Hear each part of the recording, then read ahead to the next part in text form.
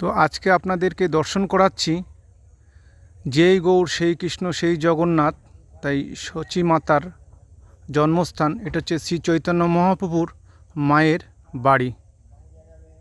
তা শ্রী চৈতন্য মহাপ্রভুর পিতা নীলাম্বর চক্রবর্তী ও সচী মাতার যে আবাসস্থল সেটি আপনাদেরকে দর্শন করাচ্ছি। এটা আবার নতুন করে রিমডেলিং করছে, তা আপনারা দেখুন।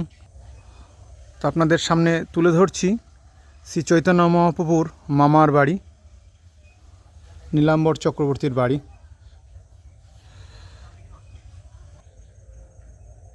ভিতরে শ্রী চৈতন্য মহাপ্রভু ও সচী মাতার বিগ্রহ সেবিত হয় এখানে, দেখতে পাচ্ছেন।